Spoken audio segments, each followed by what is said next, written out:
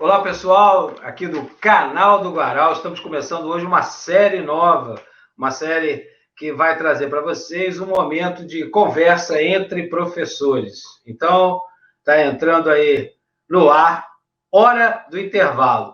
E o meu primeiro convidado, que aceitou e agradeço muito dele ter topado participar comigo, o Felipe Robledo. Felipe, meu companheiro, colega lá da Seduc. Tudo bem, Boa. Felipe? Tudo bem? Boa tarde, Moral. Tudo bom? Primeiro, obrigado pelo convite, né? Sempre bom falar de escola, sempre bom falar de ensino quando a gente gosta de dar aula, né? A gente escolhe dar aula porque a gente gosta desse papo, desse chão de escola. A gente gosta tanto de escola que volta depois de formado, né? Com A gente se forma certeza. para voltar para a escola. Felipe, e aí, fala para a gente, por favor, a sua formação, onde você estudou, qual a disciplina que você ministra, para que as pessoas possam te conhecer. E qual escola que você, ou escolas que você trabalha? Tá, vamos lá, olha só. A minha formação é muito esquisita, porque, na verdade, quando eu estava no terceiro ano, eu fiz vestibular para engenharia de produção e para química. Minha primeira ideia foi fazer a área de exatas. E aí, embora tenha passado para produção, fui fazer química na FRJ e depois de um ano a história chamou mais forte e eu migrei então para o FRJ. Então, assim, a minha formação inicial, eu sou bacharel e licenciado pelo FRJ. E aí, depois disso, eu fui fazer uma pós-graduação em História do Brasil. Trabalhava muito aquele papo ali de Brasil Colônia. E aí fui buscar depois um mestrado dentro da Estácio, no primeiro momento, para analisar a questão ambiental. Eu fui discutir a questão de meio ambiente e como é que isso aparecia dentro dos livros didáticos de história para o ensino, né, para a sala de aula. E aí, isso o tempo todo dando aula, porque a grande paixão foi dar aula, minha paixão sempre foi a sala. E aí, mais recentemente, eu acabei de fechar o meu doutorado na UERJ, também discutindo a questão da história ambiental, discutindo um pouco essa relação entre território, muito ligado à ideia ali da questão do Acre, muito para poder tentar entender por que, de uma maneira geral, a gente meio que invisibiliza, né? A gente meio que entende a história muito ali no seu eixo ali centro-sul, e aí não enxerga essas questões relacionadas à questão norte principalmente, do Brasil, e como isso acaba favorecendo que dentro de um ambiente escolar a gente forme alunos que meio que às vezes não enxergam a história para longe, para fora daquilo que é um eixo centro-sul. E aí, mais ou menos, a minha trajetória acadêmica é essa. Em relação a escolas, cara, hoje eu estou em 5 escolas diferentes. Eu estou no estado, né? E aí eu estou no estado porque eu gosto ali do estado, eu dou aula no estado à noite, para a galera assim um pouco mais velha. E em 4 escolas da rede privada. Eu dou aula no Sion, no Cosme Velho, dou aula na Escola Dinamis, em Botafogo, dou aula na rede Faria Brito, no Recreio de Bandeirantes, e na Escola Parque da Barra. Então, assim, hoje eu estou dando aula basicamente em 5 escolas. E no ensino médio, já passei por todos os segmentos, já dei aula, inclusive, para próprio quinto ano, mas hoje, basicamente, eu trabalho com o ensino médio, primeiro, segundo e terceiro ano do ensino médio. E você tem alguma predileção assim de série, de segmento? Você prefere ensino médio? Você prefere ensino fundamental? O que te bate mais aí? Cara, só, isso é engraçado, assim, assim, eu gosto muito, assim, eu tenho muita relação muito boa com o ensino médio, eu gosto muito do ensino médio, e gosto muito do nono ano. Eu gosto dessas fases de transição, né, de finais de ciclo. Do nono ano, quando você encerra um ciclo, e eu gosto muito do terceiro ano por conta da ideia, eu gosto da pressão de você, da ideia daquilo que você vai ser ali no fundo, na ideia, o concurso, né, o Enem, os vestibulares, assim, eu gosto dessa pressão, dessa ideia de você trabalhar. Embora eu ache, e não é engraçado porque não é muito a minha praia, eu não peguei muito isso na minha vida, não encaixei muito com isso, eu acho o sexto ano assim, uma série, um ramo que, assim, embora não seja aquilo que eu mais me aproximo do conteúdo, tá? E eu confesso isso, não é muito a minha praia. Talvez muito pela questão da formação, né? Como eu sempre fui para o ensino médio, e aqui no Rio de Janeiro, a grosso modo, o ensino médio ele sempre começou ali na transição feudal capitalista, né? Dificilmente a gente Sim. estudava história antiga, em medieval no ensino médio, porque os vestibulares daqui não cobram isso, né? O Enem agora é que voltou um pouquinho com essa ideia. Eu fiquei um pouco afastado do sexto ano. Embora eu acho que é uma ideia, assim, eu acho talvez uma das séries mais importantes de você trabalhar, porque é onde você vai despertar a verdade ali naquele primeiro momento, é o gosto do aluno pela disciplina de história, realmente falando, né? O que estuda a história. Mas eu gosto muito, assim, do ensino médio, gosto do Fundamental 2. O nono ano é a minha série preferida, e do ensino médio eu gosto do terceiro ano. Embora eu acho o ensino médio todo fenomenal, porque é quando você sai da questão do conteúdo e você entra mais na questão da problematização daqueles conteúdos trabalhados até o nono ano. Eu gosto do que eu falo para os alunos, que é aquilo que é dito na história e aquilo que muitas vezes porém não é dito porque não cai bem. Entendi. Felipe, uma pergunta. E você é aluno? Como que você era? Era daqueles comportados ou aquele que botava fogo na sala de aula? Cara, assim, eu nunca fui aluno problemático. Assim, eu era um aluno assim muito bom de notas. Minhas notas sempre foram muito boas. Nunca tive muito problema em relação a final de ano, nada disso não. Era uma coisa muito doida, né? Porque assim, eu era muito bom em história e literatura e geografia, mas resolvi fazer vestibular para exatas muito por conta daquele preconceito que a gente escuta muito enquanto é aluno, né? Vai ser professor, vai morrer de fome, só pode fazer isso. E aí isso me carregou um pouco para engenharias e acabou me carregando também, e muito da engenharia, muito da química, por conta de uma professora que eu tive. E aí por isso que eu acho que a nossa função de professor é tão importante, né? Uma professora me fez querer pensar em fazer química, e fui fazer química, na verdade. Mas eu sempre fui aluno de sentar ali da parte do meio para trás. Nunca gostei de sentar na frente. A frente sempre me incomodou muito. Não era um aluno, nunca fui um aluno de ter grandes problemas disciplinares, mas também nunca fui aquele aluno que ficava durante 50 minutos, durante 100 minutos, em silêncio absoluto numa sala de aula. Eu costumo dizer, inclusive, que para as minhas diretoras, que se você passar pela minha porta na sala de aula e tiver todo mundo em silêncio, só eu falando, é porque a aula deve estar uma droga. Aliás, eu tenho uma teoria parecida, porque todas as aulas mais interativas, divertidas, sobretudo com o ensino fundamental e ensino médio, fazem barulho. Né? Sim. O jovem é ruidoso. E muitas vezes não associam a questão do ruído com algo proveitoso, alegre, Sim. né? Enfim, eu também concordo. Né? É um modelo, ninguém consegue ficar 50 minutos, ou então no médio, que a gente geralmente tem muito dois tempos casados, né? 100 minutos no monólogo, cara, você não está dando aula, você está no monólogo e você não está tendo uma interação. E para mim, dar aula é ter interação. A gente tem que bater papo. Eu costumo dizer que os meus alunos, de vez em quando, dispersam, né? E me colocam como se eu estivesse na tecla mute. E aí eu tô. Aí eu falo, pô, vocês ficam me olhando, né? Até balanço a cabeça para dar uma força. Valeu, professor. Mas estou out, né? Porque é complicado, às vezes, a gente conseguir fazer, ter sentido para eles aquilo que a gente está partilhando como conhecimento, né? E aí eu te pergunto, assim, além dessa professora de química, outro professor ou algum das áreas de humanas te chamou a atenção e de repente você pensou, poxa, que legal ser professor. Sim, eu dei muita sorte com os professores de história.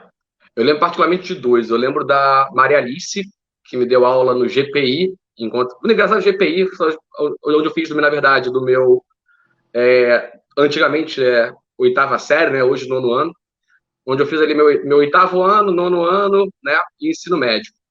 Eu tive a Maria Alice, que foi alguém que, assim, eu gostava muito do tipo de aula, e o Jorge Baiense, no ensino médio ali, no meu terceiro ano, foi um cara que me tocou muito, muito por conta dessa ideia da forma de trabalhar a história, uma forma muito menos decoreba, que era uma coisa muito clássica durante muito tempo. Eu fiz, na verdade, ensino médio, eu tenho 41 anos, então eu fiz ali ensino médio mais ou menos no final, ali no meio, né, em meados da década de 90, ensino fundamental ali no início da década de 90, que você ainda tinha, às vezes, alguns resquícios de uma história muito ligada àquele papo, daquela história muito clássica de você decorar nomes e datas, e que traz muito preconceito. Você fala, você faz história, então em que ano foi isso? E aí, E aí, depois de formado, um cara que para mim foi fundamental, então na escola, eu tenho esses dois exemplos, a Maria Alice e o Baense, e depois de formado, o Mário Sá, que foi um cara que era amigo pessoal dos meus pais, e foi o cara que eu comecei, na verdade, a fazer um estágio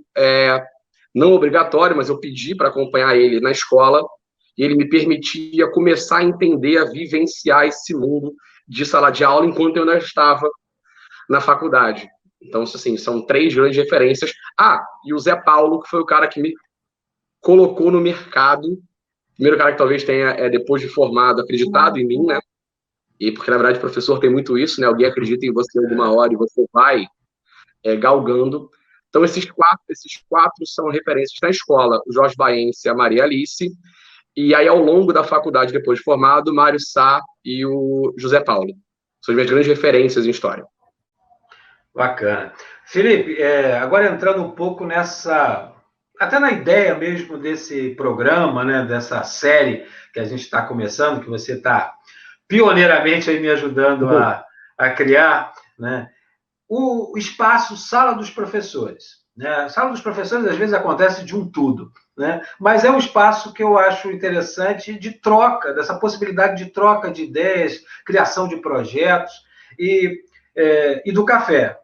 Pergunta: nessas escolas tem um cafezinho? É free ou não? Não, tem um café de qualidade, tem um bom café, né? Afinal de contas, se tem uma coisa que o professor gosta, é café, né? É o café.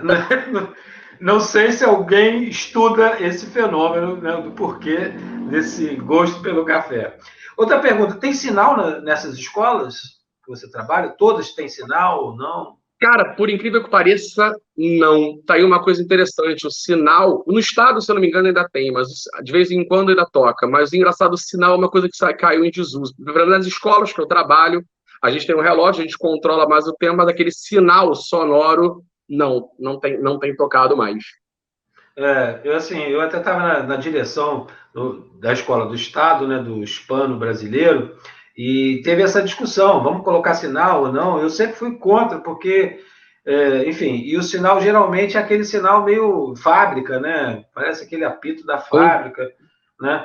O que eu consegui, eu falei, poxa, podia fazer um sinal tipo uma bossa nova, sei lá, botar uma música clássica, né? Vamos marcar a passagem do tempo, mas de uma forma mais suave, né? Aquele sinal sempre me causa um pouco dessa ideia de que a gente está, de fato, numa fábrica, que tem muito a ver, né? Infelizmente, com, Tem.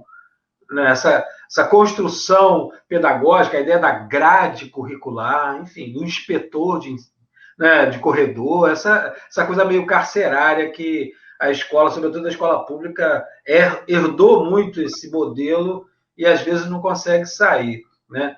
Mas então a maioria não tem sinal, né? Não, E você não consegue tem. ter conversas bacanas? Como que é essa sala dos professores? Felipe, na sala dos professores. Cara, eu vou dizer que eu dei muita sorte. Eu falo sorte porque, na verdade, assim, a gente sabe de casos e casos, né? Eu dei muita sorte em relação aos meus companheiros de intervalo e de trabalho. Então, assim, geralmente, a sala de professores é uma coisa interessante, porque, assim, ela tem dois pontos, né? Ela tem um ponto que é muito positivo, que é ali o momento onde a gente tem essa interação, esse bate-papo, troca de ideias, conversas. Então, assim, é hora que você pode desanuviar um pouquinho, né? Você pode ali tirar da caixinha da disciplina e falar sobre tudo. Eu sempre tive muito bons companheiros, assim, dentro dessas salas de professores que eu tive. Então, eu sempre aprendi muito com muitos deles. A gente sempre surgiram bons projetos e boas ideias de aula nas salas dos professores. Só que também tem um outro lado da moeda que também, assim, a hora que você tem, por exemplo, algumas coordenações de direções cismam que é na sala dos professores que elas querem discutir problemas administrativos, assim, é o único senão. Embora até para isso eu dei muita sorte, dificilmente isso acontece. Mas eu sei de casos que às vezes as pessoas confundem e acham, mas é porque aqui a gente pode estar todo mundo reunido. Sim, mas só aqueles 20 minutos, 30 minutos, que é a hora que a gente precisa respirar, né? Dar aquela aliviada. Mas sim, eu tenho bons colegas de sala de professor. E me fala o seguinte, assim, então, você falou dos projetos. Você lembra de algum, assim, que você possa contar para a gente, um projeto de sucesso que surgiu nesse bate-papo e, de repente, a coisa estava fluindo e acontecendo? Cara, lembra, tem alguns que eu gosto, assim, tem um particularmente que eu achei bem legal que eu fiz com uma equipe de inglês. Eu estava trabalhando eu estava dando aula para o nono ano na época. A gente estava falando ali da questão da Guerra da Secessão, né, da expansão norte-americana e da Guerra da Secessão. E aí a gente tinha aquelas grandes feiras, né, que você tem no final do ano, aquelas festas da família, aquelas feiras culturais, aquele papo todo. E eu conversando com a minha companheira, professora de inglês da escola, a gente falou o seguinte: vem cá, por que a gente não faz um filme para ser mostrado durante essa feira, no qual os alunos vão, em inglês, funcionar como se fossem grandes contadores do que foi a Guerra da Secessão. Então, a gente tinha ali aqueles que representavam os escravos, aqueles que representavam os nortistas, os sulistas. E aí isso foi todo feito em inglês, certo? Com uma legenda em português, de uma forma de poder dar uma unificada em relação àquilo que era o conteúdo de história, com uma proposta da escola de valorizar a língua inglesa nessa formação. Esse foi um dos vários projetos que eu achei bem interessante, porque a gente conseguiu juntar. Ou, por exemplo, com outro colega meu de inglês, que a gente fez de história, desculpa, que trabalha comigo, que a gente conseguiu levar uma feira medieval para a escola. Então, a gente montou escudo medieval, conseguimos levar alguém que desse uma oficina de Idade Média. E foi bem interessante porque a gente chamou os pais para participar. E aí a gente conseguiu trazer os pais para dentro dessa escola, interagindo com os próprios filhos. Bacana. São duas, assim, tem a porção, mas essas duas eu achei bem legal. Legal. E foram em qual escola? Na mesma escola ou escola Foi na diferente? mesma escola, foi no Faria Brito que eu fiz esses dois projetos, foi no Faria Brito. Em outras escolas também teve, a gente fez uma interessante, eu trabalho numa escola, na Dinamis, por exemplo, tem a feira literária, eles chamam de FLID, né, que é a feira da Dinamis. E aí, a partir de um filme que eu passei para uma turma, que era o filme da Mary Shelley, a história da Mary Shelley, eles estavam fazendo um grande projeto, né, sobre mulheres importantes na história, e muitos não conheciam a Mary Shelley na questão literária. E aí a gente conseguiu fazer um projeto de literatura juntando as questões da Mary Shelley, daquela Inglaterra, né, do século XIX, com as questões relacionadas à questão do papel da mulher no Brasil hoje, que foi outro trabalho bem legal na Dinamis, com história, literatura, português, essa galera toda. Legal. Felipe, me fala um pouquinho assim, qual a grande diferença entre a rede particular e a privada na cidade do Rio de Janeiro, já que você circula bem por todos esses espaços? Bem, a vamos sua lá. percepção. Sim, olha só. Eu trabalho basicamente à noite, né? Porque acabou com o Estado, eu acabei levando o Estado à noite, né? Minha experiência mais atual é à noite. E uma coisa que eu reparo é o seguinte, vamos lá, nós temos dois elementos muito claros aqui dentro dos universos que eu trabalho. Primeiro é a própria questão da infraestrutura, certo? E aí, isso, na verdade, a gente vê o trabalho hercúleo que as direções do Estado fazem para poder manter minimamente essa estrutura de funcionamento dentro da precariedade que a gente sabe que existem na rede pública de ensino. E outra coisa que eu falo, assim, que é muito interessante, como eu dou muita aula para adulto, como eu dou muita aula, assim, para uma galera já, muitas vezes, muito mais velha do que eu, que já tem, na verdade, ali no ambiente escolar, para além do ensino ali, aquela fase da interação social, para muitos é o momento que ele vai ter a última refeição do dia. Eu acho que esse é um ponto que a gente tem que chamar atenção dentro desse... A gente tem que olhar para o ensino, por exemplo. No ensino privado, a gente muitas vezes tem muito aquela questão conteudista. Não que não tenha que ter o afeto, não que não tenha que ter essa relação de afeto com o aluno. Mas você está falando de alunos, muitas vezes ali, pelo menos nas escolas que eu dei sorte de trabalhar, que eles contam com toda uma estrutura, na sua grande maioria, familiar, de moradia, de alimentação, de suporte, que muitos dos meus alunos no estado não têm. Eu costumo falar isso muito com meus alunos da rede particular, quando eu falo, por exemplo, da ideia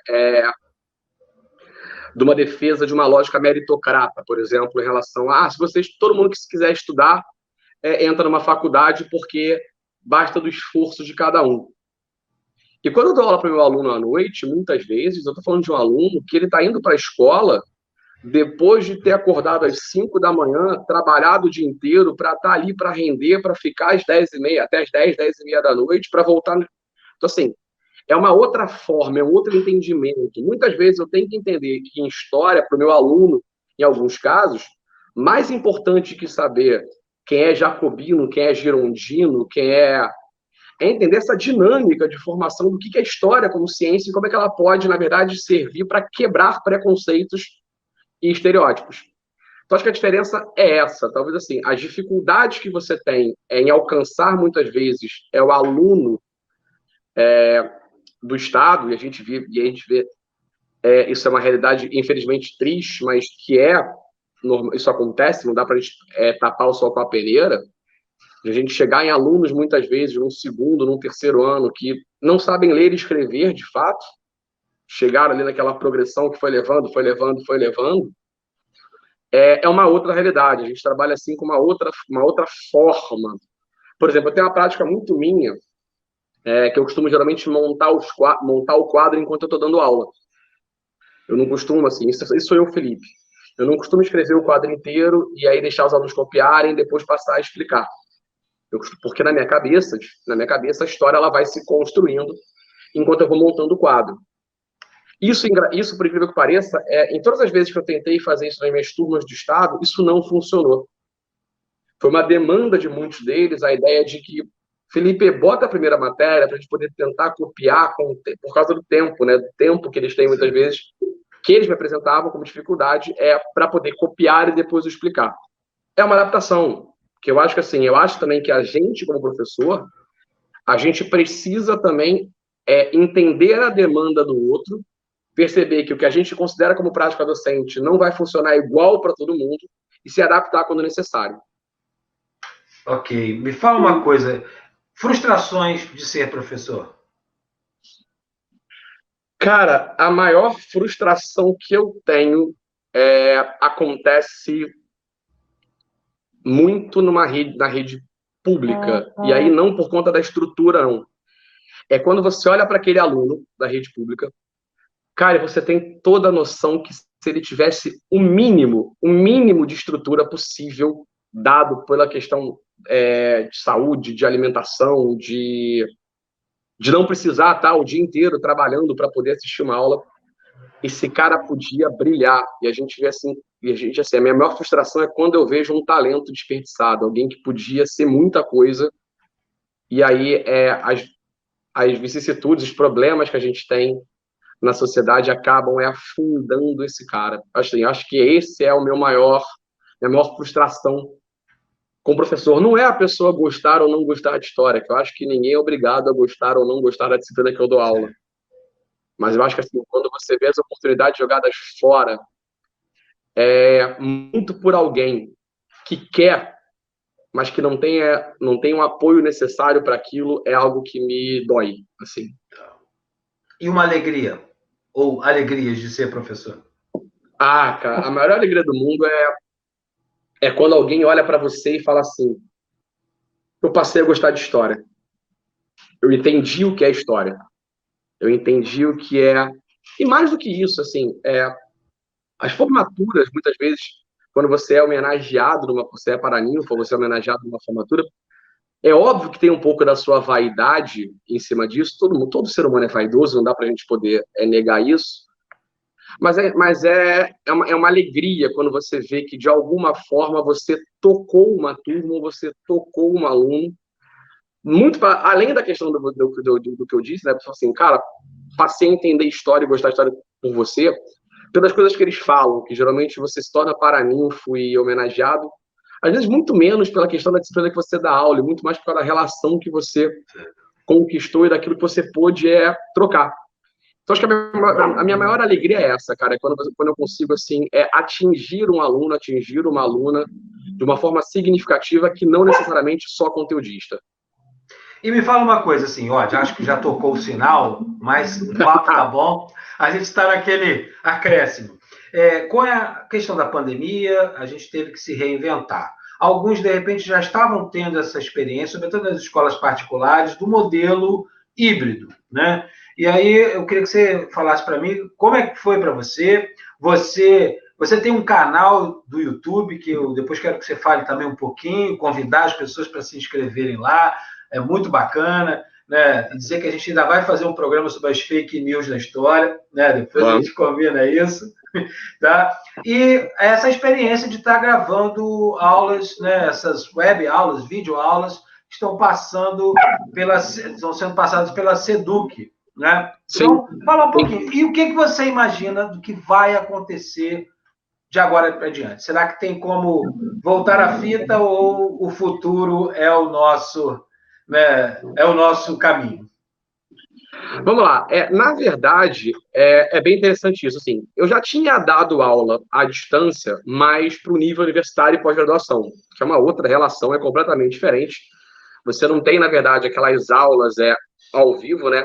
Você tinha, na verdade, aquela questão muito mais ligada. Quando a gente virou essa ideia dessa pandemia, né? Dessa ideia de você criar o ensino remoto para a escola, isso acabou, de alguma forma, me obrigando a tentar entender como é que eu ia conseguir fazer isso para que meus alunos pudessem ter o conteúdo sem a minha presença física. E aí, no primeiro momento, eu resolvi fazer o seguinte: olha só, eu vou gravar o que eu daria de aula, e aí, em cima daquilo que eu gravo, eu vou mandar para os meus alunos, vou botar nas plataformas que foram criadas, né, no ensino privado e público, criou-se a tal das plataformas, os sistemas educacionais, e vou fazer. E aí, para minha surpresa, eu descobri que, na verdade, quando você gravava do celular e queria copiar, né, simplesmente para essas plataformas, ficava muito pesado.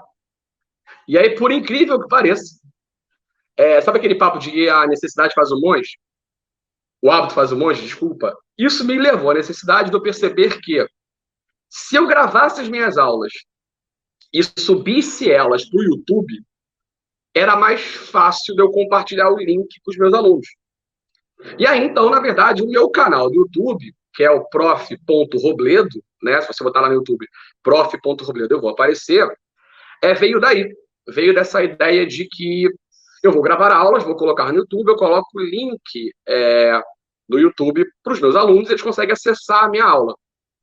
Só que aí eu parei e falei assim, tá, mas se eu estou criando um canal, se eu estou dando uma aula, se eu estou criando um conteúdo, e esse conteúdo, de alguma forma, vai servir para o meu aluno, mas é um conteúdo de história, por que não, então, transformar esse canal em um canal público para tentar alcançar mais pessoas? E aí daí veio a ideia, então, daquilo que está num vídeo que estava no YouTube, muito privado, para só quem tivesse o link, eu transformei no canal público do YouTube. E aí veio a minha segunda parte. E aí, por que não também, além das questões conteudistas, não começar a fazer uma série de vídeos corrigindo questões de prova de vestibular? Porque uma coisa que eu percebia muito nos canais que você vai procurar, né, os canais que falam disso, existe uma grande falta, ou carência, melhor dizendo, de questões comentadas de história. A gente comenta muito questão de matemática, de física, das exatas, mas de história eu sentia muita falta. E aí, então, o canal virou isso.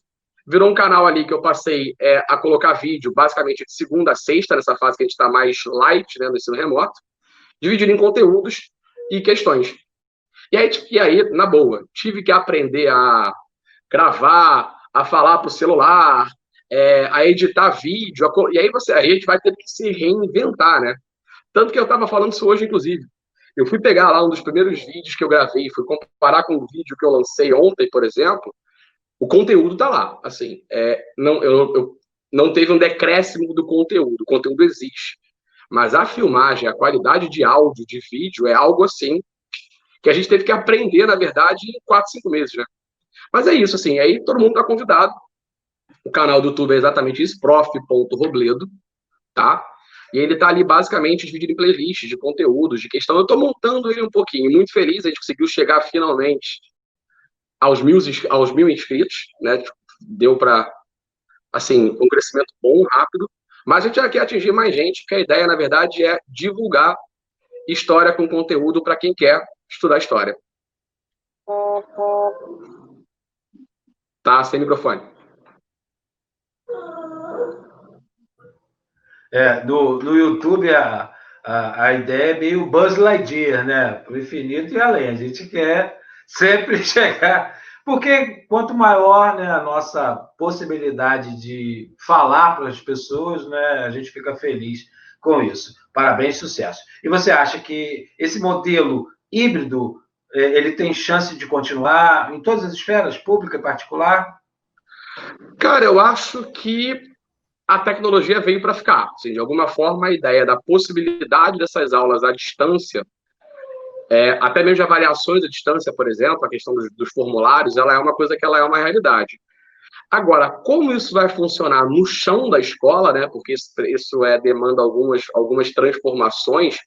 Eu acho que isso ainda é uma coisa que a gente vai ter que aprender. Mas eu acho que, assim, a ideia das tecnologias, eu acho que, assim, muitos dos canais de YouTube de professores que foram criados agora, o seu, por exemplo, né, você também tem um canal no YouTube, eu acho que ele tende a continuar, eu acho que ele tende a permanecer. Eu acho que muitos de nós, acho que alguns de nós pode ser que, ao final do processo, abandonem por questão de tempo a gravação de vídeo para o YouTube, que não é uma coisa tão simples. Eu acho que muitos de nós provavelmente vão continuar com os canais para poder tentar cada vez mais. Mas eu acho que, assim, eu acho que em relação a isso, talvez mude um pouco em relação à questão das aulas particulares, por exemplo, porque você está tendo uma expansão, na verdade, de informação. Mas eu acho que a tecnologia ela vem para ficar, e acho que quando ela é bem utilizada, ela é positiva. Ela é algo positivo. E aí, uma pequena coisa interessante, assim, é bom porque, assim, profissionais da área começaram a vir para o YouTube, né? Porque no nosso caso, em história, a gente às vezes ouve muita gente que não é da área e fala muita abobrinha por aí, e a galera bate palma, né? E as videoaulas, você tem gostado da experiência? É interessante, assim, o problema da videoaula para mim que eu gosto da interação do olho no olho. Às vezes você falar para a tela, assim, a gente tem que entender que a gente tem também uma limitação de internet, né? Se você tiver uma sala com 30 alunos, se todo mundo ligar a câmera, todo mundo ligar o microfone, você tem uma queda, né, da velocidade de informação. Mas eu acho que é uma experiência para, por exemplo, monitorias, para, por exemplo, aula para dúvidas, projetos. Eu acho que, assim, pro dia a dia, para o conteúdo, para a aula, para a carga horária, eu acho que nada substitui a presença do professor. Ali no olho, onde você pode percorrer mesa, ver dúvida. Eu acho que nada é diferente disso, nada vai conseguir substituir isso. Mas eu acho que as videoaulas são uma ferramenta interessante para outros elementos dessa preparação e desse a mais, desse plus. Eu acho que a tendência é que você tenha esse plus, esse a mais em relação ao ensino. Eu acho que isso permanece. Legal. Quero agradecer aqui o Felipe, até porque a inspetora já está chegando por aí, dizendo que a gente tem que voltar para a sala de aula, que o horário de intervalo já acabou. Mas quero muito te agradecer essa conversa e abrir um espaço para você dar os seus recados, mandar os seus abraços. Fique à vontade, Felipe. Gente, vamos lá então. Primeiro, muito obrigado pelo convite mais uma vez. Acho que é muito legal e muito importante a gente poder falar de colégio, discutir colégio, falar de projetos. Então, muito obrigado pelo convite. Convidar todos a conhecerem o canal, se assim quiserem. Felipe prof.robledo ou ou prof.robledo no Instagram. Você me acha no Instagram, no Facebook, você me acha em qualquer rede social. Mas prof.robledo no YouTube, para quem quiser conhecer, eu acho que serão todos muito bem-vindos, com sugestões, críticas, projetos que queiram fazer. E dizer assim, um ano atípico, historicamente, para a gente que discute tema, não é a primeira pandemia da história e provavelmente não será a última, mas é uma fase de aprendizagem, assim, e tomara que a gente saia melhor do que do jeito que a gente entrou. E aí, só um recado que eu acho que a gente tem que ter é o seguinte, por favor, não desprezem aquilo que é ciência, porque ciência requer rigor científico. Ciência não é qualquer coisa. E aí, Guaral, tomara que a gente faça ainda muito mais projetos, muito mais bate-papo. Vamos pensar nesse nosso papo aí das fake news ao longo da história. Abraço aí, obrigado pelo convite. Obrigadão, Felipe. Grande abraço. E para encerrar aqui, eu queria dizer para vocês o seguinte: já dizia Nelson Mandela, a educação é a arma mais poderosa que você pode usar para mudar o mundo. Acredite nisso. Eu acredito e com certeza Felipe também acredita. Valeu, um abraço e até o próximo programa desse né, dessa série que a gente está começando, Hora do Intervalo. Essa a gente até passou batido, agora vamos voltar para a sala, ok? E fiquem ligados no canal do Guaral. Um abraço, até a próxima.